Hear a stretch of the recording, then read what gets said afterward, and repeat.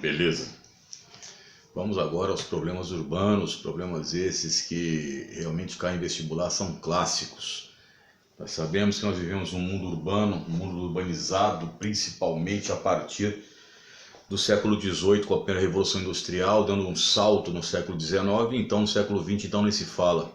E as cidades elas passam por problemas realmente sérios, estruturais, que ficam de difícil solução, tá? Até pelas escolhas que o homem fez de matriz energética, de situações de desenvolvimento, e isso ficaria interessante num seminário e não aqui, nós não temos tempo para discorrer sobre isso, até porque a linguagem internet é bem diferente da linguagem coloquial do dia a dia. Então vamos lá, meu filho. Primeiro problema, esse aqui você já conhece bem, ilhas de calor. Isso aqui, se não me falha a memória, uma editora chamada Russitec lançou em 1980 um livro aqui no Brasil, chamado Ilha de Calor, e colocando aqui São Paulo, a cidade, que tem uma ilha de calor muito forte. Então, aqui seria a área central, tá? A área central. Aqui os bairros, a periferia, periferia, e aqui a periferia até chegar à zona rural. Isso aqui é um boi, pô. Foi sorrindo, inclusive. Pronto. Geralmente nas ilhas de calor, como no caso da ilha de calor paulistana, quando paulista em relação ao estado de São Paulo, paulistano quando é em relação à capital, é igual no Rio de Janeiro. Quando você fala da capital ali, a Baixada Fluminense, carioca. Quando você fala do interior, do restante do estado de Janeiro, você chama de fluminense, tá ok? Então, aqui chega até mais 8 graus Celsius em relação à zona rural. Ou seja, quando eu venho para a zona rural, a temperatura diminui e para cá aumenta. A mesma coisa acontece para cá, diminui zona rural aqui e aqui aumenta.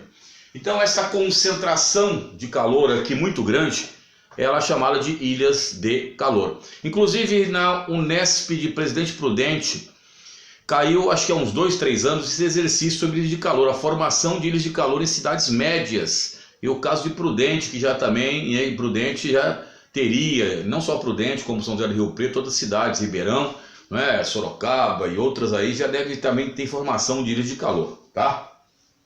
Então é o seguinte, quais são as causas? Quais são as causas, na realidade, das ilhas de calor? Isso aqui é fácil. E você, primeiro o asfalto,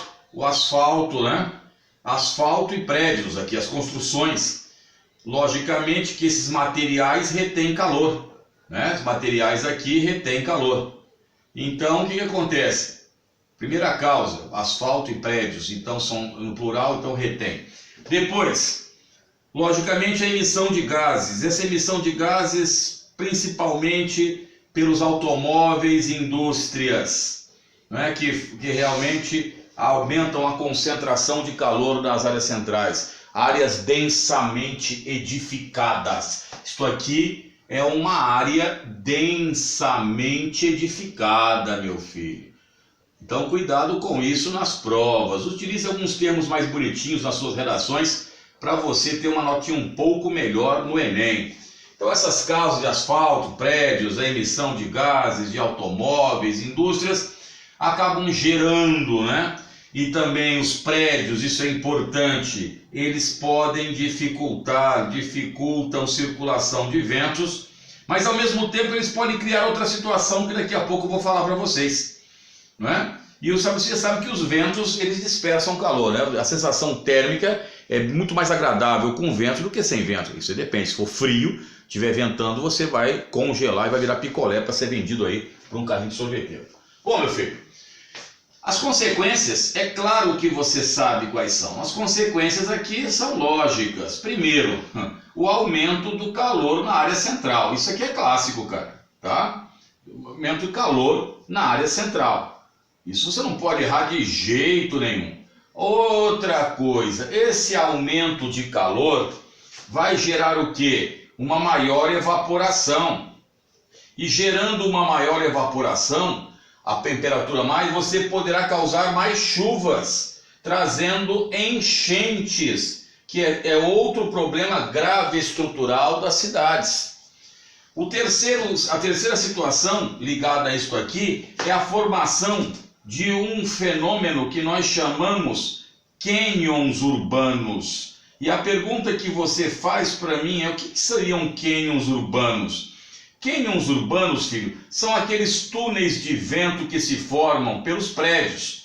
Você tem dois prédios aqui, não é? Prédios aqui, eles formam praticamente um gargalo, né? Porque a palavra gargalo é muito usada na linguagem geográfica. Acho que o pessoal, né, lembra de cerveja, então faz gargalo ou funil mesmo. E aqui aumenta a velocidade dos ventos, tá? Causando então essa situação na ilha de calor. Soluções, meu filho, não dá para você arrebentar a cidade e tal, mas você pode ter primeiro as áreas verdes, né? As cidades começarem a ter planejamento para áreas verdes. Outra coisa que a gente fala é o planejamento urbano. Quando você não sabe nada numa prova de vestibular, você enfia isso aqui e seja o que Deus quiser. Planejamento urbano. No caso aqui tem cidades, eu acho que Maringá, por exemplo, que é proibido, eu acho que prédios acima de 4 ou 5 andares na área central, para evitar situações dessas. Então você, quando cria uma cidade, seu plano diretor, você já faz esse planejamento. Outra situação que você pode fazer é a mudança da matriz energética para matrizes mais limpas, que não dependam dos combustíveis fósseis, como hoje está acontecendo. Então, áreas verdes, planejamento urbano, mudança de matriz energética, novos materiais para a construção de prédios, casas, para evitar a absorção de muito calor, são soluções para vocês. Vamos dar paradinha Louco Abreu para falar sobre o segundo problema. São vários problemas e nós vamos dividir para você esse vídeo em dois, para não ficar um vídeo pesado, tá ok? Dá uma paradinha Louco Abreu. Fião, esse é uma situação fácil, né, que tem na Cidade do México. Cidade do México tem esse problema sério. São Paulo, idem. Agora, bom, primeiro, a inversão térmica acontece principalmente nos meses de outono e inverno. Se você pegar na televisão, se parar de falar um pouco do Covid-19, só do Covid-19, logo eles vão estar falando, você pode crer, da inversão térmica e os problemas respiratórios que podem advir disso. Né? Quem mora em São Paulo sabe quando chega essa época realmente é difícil, o ar mais seco, aquela coisa toda. Bom, vamos pegar aqui rapidamente e explicar de forma cabal. Aqui é o Sol, nosso Sol, o Sol aqui, né, com C cedilha, as orelhinhas dele e tal. Bom, o que acontece? O Sol incide na superfície. Aqui são prédios, indústrias, aqui um automóvel, um fusquinha, tal, pronto. O que acontece? Quando em situação normal, que nós falamos situação sem a inversão térmica, formam-se aqui, quando o Sol incide na superfície, no solo, forma correntes que são chamadas de correntes convectivas. Tá? Que são também chamadas de térmicas. Quando você vê o urubuzão dando aquele voo, ele usa as térmicas, planadores usam as térmicas, tal.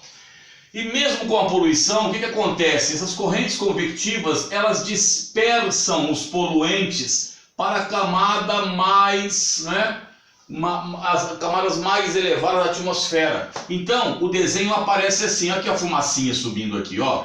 Isso aqui é a fumaça subindo.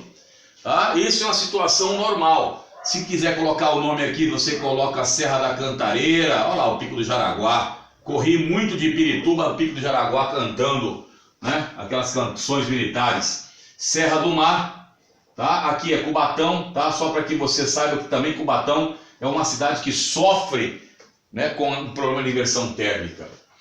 Quando acontece a inversão térmica, tá? Aqui eu vou aumentar aqui um pouco, porque senão vão falar que tudo bem, desenho é desenho e tá bom, já é Elvis. Pronto. Acontece o seguinte, aqui está o Sol. Repare bem, na situação chamada de inversão, área de inversão térmica. O que acontece? Repare que nós estamos no meio de duas elevações. A Cidade do México também se encontra no meio de elevações.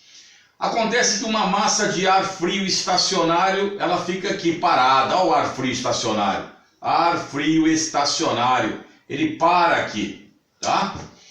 E aí quando os raios solares eles vão incidir na superfície, eles vêm, quando eles passam por essa camada, eles chegam fracos, chegam de forma débil mesmo. Débil é fraco para quem não sabe. E não formam correntes convectivas. Então eles não formam as correntes convectivas que podem dispersar os poluentes para as altas camadas. E aí você tem um desenho que é mais ou menos assim. O ar frio fica aqui, aqui fica o ar quente e aqui, como não há dispersão de poluentes, o que acontece? Você tem esse desenho aqui, ó. A concentração de poluentes aqui. Concentração de poluentes junto ao solo. Por isso que, se você for, o dia que você for fazer faculdade de medicina e for para um posto lá em São Paulo, posto de saúde, você vai ver que nessa época o pessoal começa a ficar com o olho vermelho demais e não é nem por causa da erva do capeta. E aí, meu filho, o que acontece? O coitado do camarada aqui, se ele sofre de problemas respiratórios, então as pessoas sofrem de graves problemas respiratórios. Olha o problema, olha o medo do Covid-19 agora nesse frio, olha o medo que acentuar aí, não é, síndromes de inflamações pulmonares. Pode acontecer. Se você sofre de rinite, bronquite, sinusite e outras ites, quando chega esse tempo aqui é desesperador. Então o ar quente fica aqui, o ar frio estacionário e aí fica isso aqui. Então, meu filho, a concentração de poluentes aqui. Meu amigo, a causa, só para você ter noção, as causas de inversão, elas são naturais. Entretanto, são o quê? Acentuadas pelo homem. Por que acentuadas pelo homem? Por causa, né, logicamente, dos poluentes que nós emitimos em grande quantidade para a atmosfera. Ora, então a causa é essa, a consequência, as consequências de uma camada de inversão. Primeiro, problemas de saúde na população, que é um problema sério, né? E a não dispersão de poluentes, que piora cada vez mais. O ar, né? A CETESB geralmente mede ar irrespirável, a não dispersão de poluentes. Aí o que eu posso fazer para solução isso aqui? Já vi, para solução, meu filho, é o seguinte. Primeiro, você vai usar coisas que dá para fazer. O México fez isso, a cidade do México. Rodízio de automóveis. Ainda, apesar, não é, de muita gente falar que nós somos subordinados, e somos mesmo subordinados, somos subordinados ainda ao automóvel, o rodízio ainda é uma solução para isso. Outra situação que você pode fazer é a mudança da matriz energética, para emitir menos poluentes. Tá? Né? Energias que sejam energias limpas. Depois, outra solução natural são os ventos. Em 1993, 4, 2, eu falava o seguinte para os alunos. Cara, você imaginou construir um ventiladorzão gigantesco na Serra da Cantareira, ali no Jaraguá e tal, e mandar? Eu começava a dar risada disso na década de 90. Que eu achava muita loucura. Aí eu me lembro até hoje que no Roda Viva, o programa Roda Viva, que era um programa excelente na época da década de 90, ainda passa hoje, foi um urbanista lá e falou, não, o negócio é construir grandes circuladores que vão ajudar a camada de dispersão. Eu geralmente não coloco isso, né, porque eu acho muita loucura, mas os caras dizem que dá certo. Então, grandes circuladores de ar aí, grandes estruturas grandes circuladores ou ventiladores, não que você quiser colocar, pô, que estejam em locais mais altos para ajudar a levar essa camada de inversão. É um problema natural, São Paulo passará por isso, né? Não adianta, a solução de São Paulo não é destruir São Paulo como alguns querem. Nós vamos mandar essa letra desses dois problemas. Depois nós vamos fazer outro vídeo falando sobre enchentes e o lixo, tá? Que é outro problema urbano. E depois o problema da mobilidade urbana, que também é outro problema urbano que realmente dá dor de cabeça. A gente vai falar por partes para não ficar muito longo os vídeos aí. Você sabe que, para quem não sabe, você sabe qual que é a média de audiência de um vídeo que você consegue ter concentração no YouTube?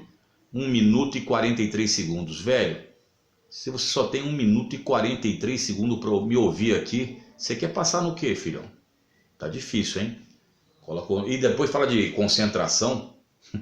É nóis, fião, tamo junto, já Elvis. Paradinha, louco, Abreu.